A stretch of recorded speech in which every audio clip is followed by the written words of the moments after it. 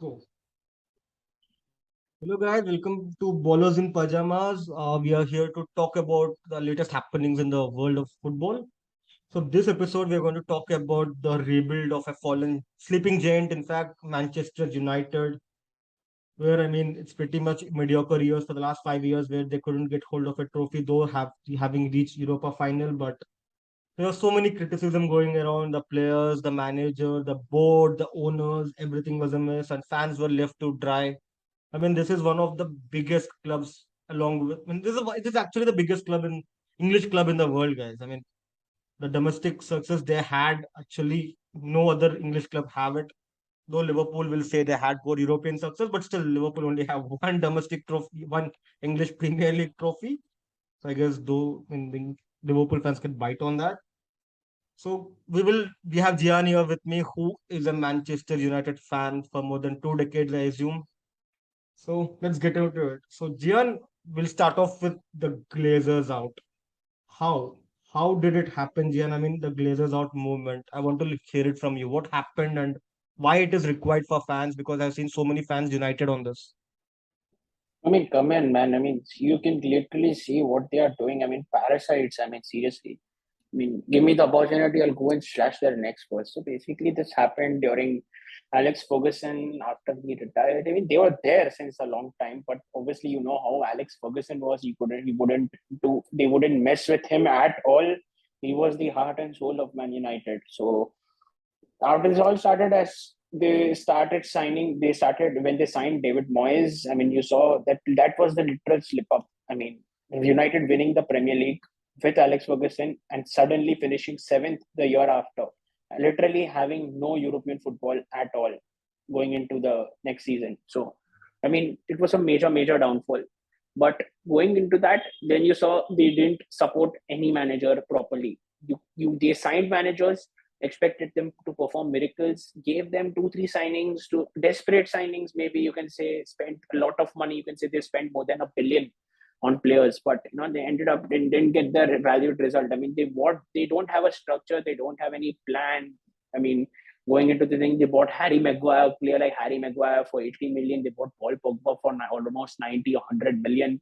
There was no proper backing. They just love to overspend on players, on irrelevant players, and just show the fans that, see, we are signing players, we are wanting to build a squad, but and we are also ready to spend big money also on players. But see, you spend big money, but spend on players who want to play for the club, who want, to who have a ambition into that, going into the team project. Also have a manager who wants that particular player, and obviously the player and the manager also should coordinate well. But they have absolute nothing. They've already spent up. They bought Daniel James, player like Daniel James, who was obviously unfit for a player for a player as a player for Man United. He was absolutely no fit, but there was absolutely no other choice. They overspent on Aaron Wan-Bissaka in 2019, spending over a 40 to 50 million. That was, again, that was needed. We needed a right back, but not at what we had. Kieran Trippier as an option, who was just around 18 or 20 million. But again, Glazers took a lot of time in negotiations, and again that deal had slipped off. So again, they went to another deal.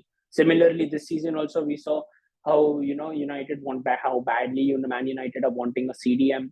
They ended up, they had many potential targets. Maybe they had some young options. They could have promoted James Garner, but unfortunately, again, a bad decision of selling that guy for a mere. He is almost set to leave the club now, and they signed Casemiro for 60 million. Obviously, you're signing one of the best CDMs in the world right now, coming from a very big team like Real Madrid. Who's a player who has literally won every single trophy in his career at club level. So, and obviously coming from the best club in this of the century is something big, and he is also coming from the best trio, one of the best trios in the world in the current times, with Cruz, Modric, and Casemiro. So yeah, that guy will bring you experience, but again, ridiculous wages. Makes no sense. He's going to be at around three, maybe the similar par as David De Gea, or maybe a slight more. Maybe, as to what I'm hearing, he's going to be getting 413 euro, 413k a week. Again, ridiculous amount of wages. Doesn't make sense, leaving Paul Pogba, Lingard, Matic, Mata all out. This should have been done long back. This is literally ridiculous. Now what we are hearing is from the protests that Sir Jim Ratcliffe, who wanted a stake in Man United, is on potential list to buy the entire club. When the potential amount, the Glazers have tagged the club at $6 billion. So they are planning a structure to see how this exactly will go. How many? So and it's going to be a long procedure. Maybe we could see the end of Glazers by the end of this. Maybe before the end of the season, and because the protests are going real strong now. We saw that against Man United against Liverpool two couple of three Yeah, two three yeah. days back. I'm stopping you there. So there is more to this Glazers thing, guys. I mean, Glazers are the only owners of the English Premier League who take dividends from the team. No other team So does. I mean, there are teams which spend almost $1 billion, owners who spend $1 billion into the team to develop it, develop the training ground, the stadium facilities, the community, and everything. But Glazers didn't bother to develop the epic, or the how to say, the humongous Old Trafford, and Old Trafford is in kind of ruins, with not exactly ruins, but still it's not that great anymore, with so many repairs required, and also the club taking out debts at all, so much debt for no reason at all. I mean, Jan, what's the debt right now, up until 1.2 or 3 billion, right? Or 600 million? I forgot. 600 billion now. So it's come down to 600 600 million. So million I because mean, see, this is the thing which we the let the club junk need to out. get into. That's it. Yeah, I know. I And mean, so it is Glazers are getting like a into that, parasite but according to the fans, and they want him out big, for big, good. big, big, And big, completely. as Jian mentioned, Sir Ratcliffe actually as planning to have a control over it, who actually cares about a club, who actually don't want to take money from the club. I think that's what So you every know why? I'll football. tell you why. I'll tell you the plus point over here. We Glazers are American owners. Obviously, they want to fill their pockets anyhow. The reason they signed Cristiano Ronaldo was basically not because of he was going to Man City and he would have spoiled his legacy. It was just because of the sales. We saw the number of his jersey sales. They were had a brilliant record. I mean, maybe in less than an hour they were sold. Some record number of jerseys were sold, and how much that too. And still the same they are doing this season as well. I mean, we saw Ronaldo wanting to leave the club desperately, and Glazers had ridiculously told the media. They came out in public and told the media that Ronaldo is strictly not for sale, and if at all, they would be they would be selling him at around 25 to 30 million. I mean, obviously a ridiculous price tag for him, but they would not sell him to a Premier League club, of course. And if at all he had to leave the club, he would have they would have heard offers, but at a very ridiculous price tags and very ridiculous demands. So again, and they Jan, are we'll holding get over Ronaldo that back in because of the jersey transfer sales. section. For now, we will take a pause on Glazers. So, guys, remember that hashtag Glazers out. Make it relevant, make it more loud, so the fans will. I mean, the owners will finally leave this club. The parasites will be gone. It is So needed. It let's is get needed over to the because see, other section here. sir, So, Jian, yeah. what happened last season? I mean, who do you blame for the last season? I mean, when the last season window was concluded, this time last year, United literally was like having 3 wins of three, top of the table, signed Varane, Sancho was there, Sancho was coming, Cristiano Ronaldo was there. The club, I mean, the team is the costliest squad on the planet for a while. And what went wrong, Jian? I guess, see, I'll tell you what. When team starts well, the team has a downfall in the ability in the league. Always at some point they always face a downfall. So basically, what the owners have to do is back the managers. Now, what the Glazers have done wrong always, since always they were in, they have always went along with the result. I mean, the results were bad since a few times. They wanted the managers out, so starting suddenly Ole out, Ole out, Ole out. And see, if they had to remove Ole, they had to remove after the 0-5 loss against Liverpool in October. They had to immediately remove. They couldn't wait. They waited for around, say, long time. They waited. They sacked Ole in December. So you know that again that thing comes into consideration. They take a lot of time in taking decisions, which costed United a lot of points in between. Maybe they could have won against that Watford game, which they lost miserably, and and in Man City game again, going into that derby game against at Old Trafford at 0-2 in the loss. So again, yeah, that also taking that. And again, new manager, again, new tactics. Then maybe we thought he could change something, but again, the same old thing. The same. The players were rattled. I mean, players loved Ole. The there were a few points when he could have been backed. Maybe we could see because there was no really difference when Ralph Ragnick joined. I mean, yeah, we could see the starting start. Maybe they were okay, had a decent start, maybe a good win, a draw, and a loss. Then they started off again shifting. They won games, they lost games, but we didn't see that dominant performance. And then again, in between during the season, in April, Erik Ten Hag was announced, or another third manager announced. So suddenly, again a shift in mind of the players.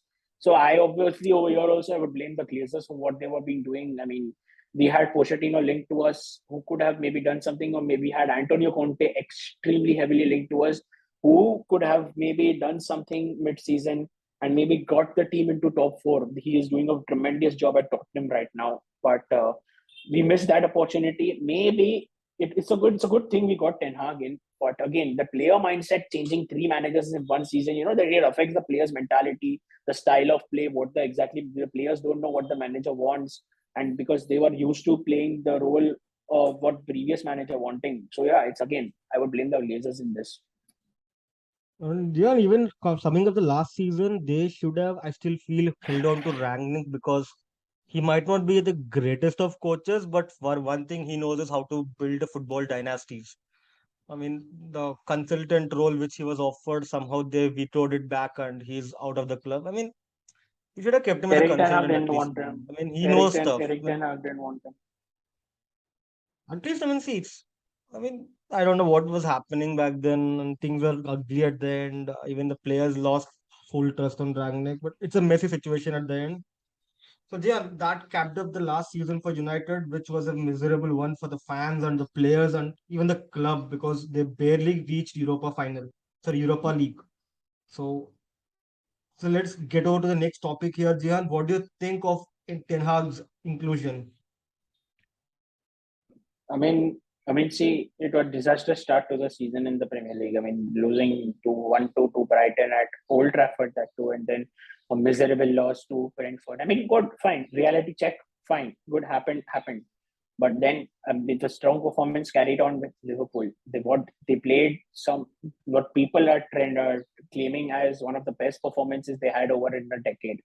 So literally, this was a proper Man United performance, what they had. I mean, considering obviously they were the underdogs going into this game, Liverpool were strong hot favourites to win that after, especially when they defeated United last year for 0-5 at Old Trafford. So yeah, yeah, Erik Ten Hag has something in his mind. I mean, I can see clearly that guy has got something in his mind. He has a plan. He is absolutely a no nonsense manager. You've seen what disciplines he's having at the club. I mean, he punished Garnacho when he didn't allow him to play in the preseason when he was late for a meeting and also the training session. Also, he has made some diet plans and some rules that players shouldn't be allowed to drink nor allowed to party before 48 hours before the game and something like that. So yeah, that's some, and obviously they have to follow the diet and they have punishments for each and every rule. So that is some that discipline has to be needed. And now again, what we have been hearing after Man United lost 4-0 at Brentford, Erik Ten Hag had been noted that Brentford had ran 8 kilometers more than his players. So he made his players run 8 kilometers extra in the training session, but the players were obviously very angry at that, and they thought it was done. But taking as a he took the responsibility, he wore his shoes up, and he himself also ran 8 kilometers.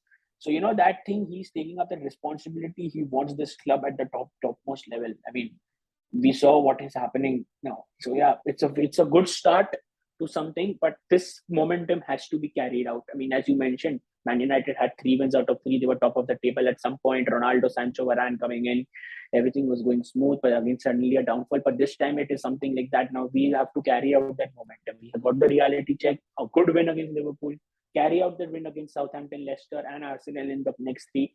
And before the World Cup in November, just maintain that top four, maybe get into the top five, top four situation, maybe near them at least, not into the top four. Just get near it. Just start winning games. That brings a lot of confidence into that squad. Well, regarding the Ten Hag, I actually always saw him as a successor to Pep at City. I mean, the principles and the way he commands the respect within the team, and also the players, kind of how he wants to have them within the team dynamics and everything. United did actually. I mean, he's a very good appointment, but The only problem I have with this entire appointment is not from his side, from the United side. Because see, this is a guy who can't work wonders with the players who doesn't suit his profile. As simple as that. I mean, he have a certain style of playing, and he needs players just like that. I mean, who suits his play? I mean, see, you can know how Pep can't do wonders with some kind of players. So he goes after players who he thinks are worth it, not everyone.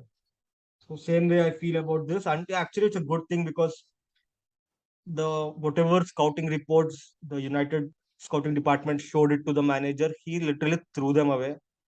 They were supposed to go after Pau Torres from Villarreal this season, this summer. The United board won't start, but he's the one who pushed for the Timber transfer initially. But when that didn't materialize, he went for the Martinez. I mean, every player he recruited till now, like said Tyrell Malacia, Ericsson, uh, Martinez, and soon to be probably, Anthony, and also we have seen Gakpo.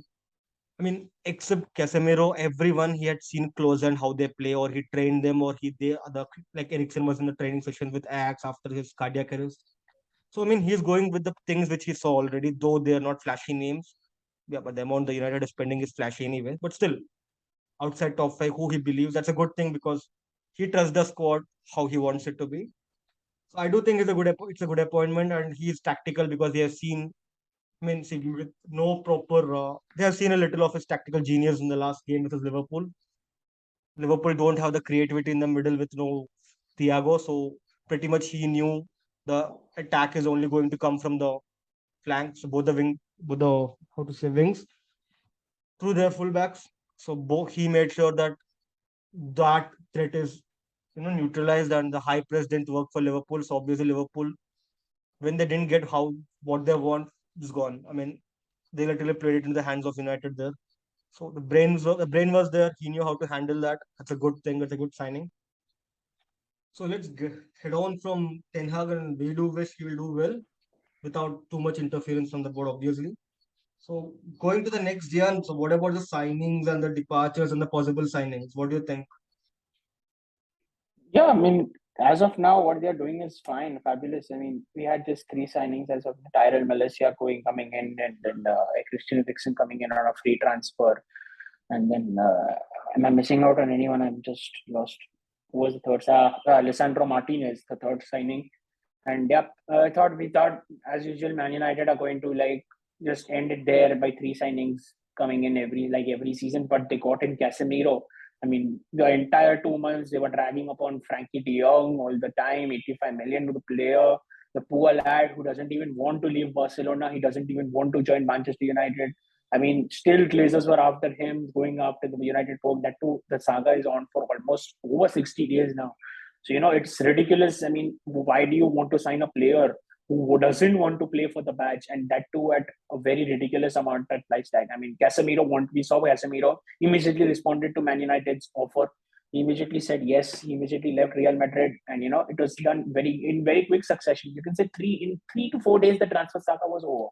And same with Anthony, we can see the like Manchester United are about to bid 90 million plus add-ons now. As the new news coming in, with the previous 80 being rejected, and the player wants to play for the club. We see the player is no has didn't train with the club, didn't train with Ajax, didn't play the game on Sunday, wasn't even in the squad, hasn't been attending any training sessions. He is not even attending any team things. So the player wants out. He wants to play for the club. So these kind of players we want to get. We don't want a player like Frankie De Jong. Yeah, we want that player to come of his caliber.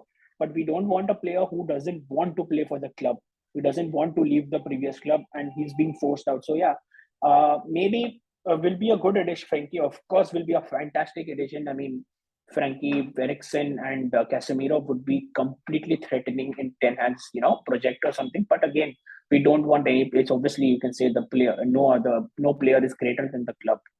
But yeah, I mean, coming in Gakpo, we are hearing now Gakpo will be a little bit easier to get as well, considering PSV's failure of reaching the Champions League group stages when they lost out to Rangers last night.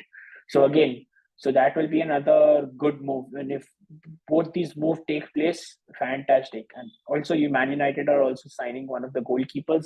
It is not. It is not Sama, neither it is Kevin Trapp. It is a very different player. What I was hearing of. So yeah, it was a bit complicated, but still, it's a very good window if Anthony and Gakpo both come in. So, Jian, regarding the side departures, though, we have seen already discussed how many players left, like Matic, Lingard, Pogba, so many. So, not talking about departures, I'm talking about signings, though. As I mentioned in the previous segment where we spoke about the Ten Hag's influence regarding the signings. But again, I want to talk about one important thing. Like, see, the signing is such the players' quality. I won't doubt because see, they need an Anthony kind of player who can play wide, and they need a CDM for 5 years or 6 years, and they got one form of Casemiro now. And obviously, they also need a midfielder who can take the ball forward. And so obviously, they need a guy like Frankie De Jong, to be honest.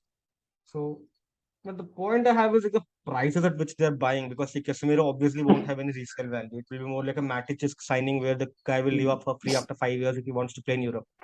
See, that is the And same problem. amount That they is should the have gone exact for problem Ruben with the Neves or someone, Glazers. right? Maybe, but again, Wolves have ridiculously price tag as Man United tax. We can say at 100 million. I mean, ridiculous, man. Come on, the guy is injury prone. He was out most of the season last year. He hadn't had many appearances. The guy is not even worth 30-35 million right now, as of now. But wow, we Okay, have tagged him at 100 Jian, million Jian, because one of the minute. desperation. So Casemiro, I don't think so. He'll flop anyway. He'll be good anyway. So it won't be a question of his playing time or his performance on the field. But Anthony, though, I really think, man, because see, in Edwards, in Eredivisie last season, he is 19th in terms of contributions, and he going for 100 million will be like we have seen how. See, imagine Maguire was not got for 80 million. Imagine just Maguire was got for 10-15 million. Do you think the amount of pressure on Maguire would have been this huge? Like now, definitely no. And Anthony, though, yeah, see the way he plays, though he plays in the forward line, he plays sticking to the wing line. We have seen like how Dembele does, like sticking to the sideline and mostly crossing or doing something there. Anthony cuts inside, but not efficiently, like how Ronaldo cuts into the left into the box. So do you? I mean, it's in pressure on the player. I feel because even we have seen how Sancho was scrutinized last season when he didn't perform that great. Do you think it will be like an added, headache for the player and the manager and the team again? Because just because Maguire was got for 80 million, though when he didn't play good, they had to keep him playing last season. And even this season, he got the captaincy because of that. Eventually, he's dropped now anyway. But still, what do you think of that? I mean, firstly, we don't want to. I mean, Chelsea were potentially thinking to buy Harry Maguire in case Wesley Fofana deal flops out, and if they, Leicester reject them again. I mean, he was already one bit rejected, so yeah, they United have tagged Maguire at 50 million again. So yeah, they bought him for 80-85 million. So again, considering that they're going for a big loss, you're also put again 50 million tag, and then Glazers had the audacity to say Harry Maguire is not for sale. I mean, wow, ridiculous, man. I mean, that guy is literally thumping Man United in and out at every match week. I mean, he's literally screwing up badly. We saw when he was dropped, the captain was dropped and he was on the bench, and then you saw how United performed. And Lisandro Martinez was absolutely bowling it. Varane had obviously one of the best performances he had in the Man United jersey. So yeah, I mean, they have literally set out. I mean, and it's better for Maguire and for the club as well if the guy departs. I mean, I don't know at what cost did Ten Hag maintain that captaincy role in him. Maybe he might have been given him another opportunity, but it doesn't seem work out. I mean, Maguire is still screwing up badly. In fact, he's become worse than what he was last season. Well, so Jian, let's head over to the big dog, the guy who dominated the headlines for the Manchester United, Cristiano Ronaldo. I mean, see, this Cristiano Ronaldo and Ten This Hag is will funny. never, the match will never be in heaven, trust me. The style of play, everything varies a lot. I mean, Cristiano is not the ideal number nine or striker which Ten Hag wants. I mean, that's evident from the Liverpool's game. Had Ronaldo started, the actively front three wouldn't have pressed, and Liverpool would have sneaked in. So he didn't start. He didn't bother to start Ronaldo. He kept him on bench. And yeah, Ronaldo will start against Southampton because he pretty much know Southampton don't aggressively press on to United. So Jian, what do you think? I mean, do you think Ronaldo will accept that he is not the for sure starter anymore? He should be, or Usually, most probably he'll be Man, sitting on the bench for the big games. I mean, you think he has a bloody choice here? No, absolutely not. He's been rejected by all the top European clubs. I mean, the final nail in the coffin was Olympic Marseille. George Mendes offering him to Olympic Marseille. I mean, ridiculous, man. That was another some funny move. I mean, Dortmund rejected, Bayern Munich rejected, PSG rejected, Chelsea rejected.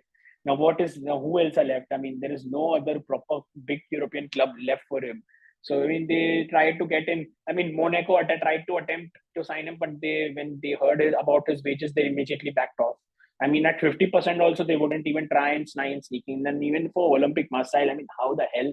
They literally, they literally loaned in Eric Bai, who's been just loaned out right now, but, has just a 6 million euro buyout clause, and they literally had to sell some of the rights to get the player loaned in. So that's another thing. So how the hell will they handle Ronaldo's wages even if he takes a 50% cut? But I don't think that Ronaldo has to be sticking in the United squad. He will have to accept that role of a rotational player. And I think that also benefits for him and the club as well. I mean, you have that, we can always say that Cristiano Ronaldo is there for us. We have Ronaldo waiting. We have some hope and we can get him. We can start him. Obviously, we can't start him every game, but whenever we start him, we know we have Ronaldo in the 11 who can do wonders. We know what he has done previously, how he has taken each team out of the mess and, maybe won games in a thrilling manner. We're that guy who never gives up. We always know whenever we have those long crosses coming in from the left backs or the left wingers, we have Ronaldo into the box. So yeah, we have Ronaldo in the squad. It's a big, big boost. So yeah, again, Ronaldo, he doesn't have a choice. He has to be staying and accepting that role. Well, let's see, because see, Jorge Mendes is the best agent in the world. Will might come and surprise at the end. So, in case if he leaves, I think United are also well placed because they're planning to sign both Antony and Gakpo. So maybe they'll sign other small forward from some other league. Last minute panic by hopefully in youngster. So But let's see how it pans out. I still don't understand which team would go after a 37-year-old to handle a wage of over 300k a week. So I I really, mean, really see, don't that's the understand point. that. See, right now Ronaldo has only one choice: either lower his salary by hefty margins and just go. I mean, see, he can't expect But everything. where? He's not Go where? 28. Sporting rejected.